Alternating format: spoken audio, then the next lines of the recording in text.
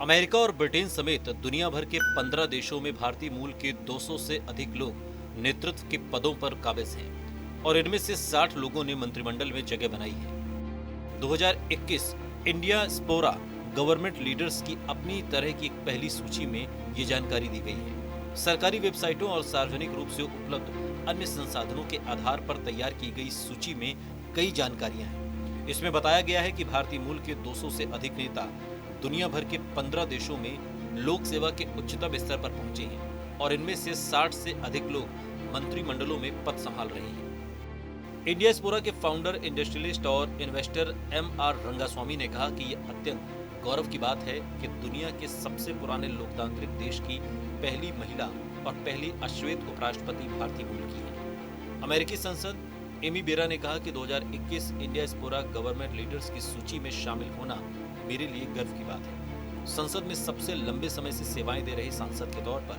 मुझे भारतीय अमेरिकी समुदाय का नेता बनकर गर्व है।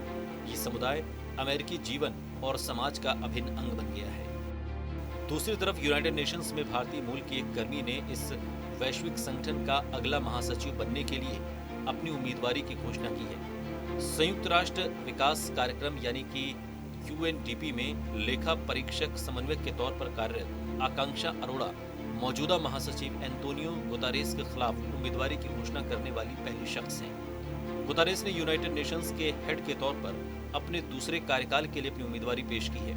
यूनाइटेड नेशंस के हेड का कार्यकाल 5 साल का होता है। 34 साल की आकांक्षा ने कहा कि वो दुनिया के शीर्ष राजनयिक के पद पर चुनाव में खड़ी होंगी और उन्होंने अपनी अरोड़ा फॉर SG मुहिम इस महीने ही शुरू की है। खबर आपको कैसी लगी कमेंट बॉक्स में हमें जरूर बताइएगा। साथ ही देश और दुनिया की तमाम बड़ी खबरों के लिए देखते रहिए TV9 भारतवर्ष।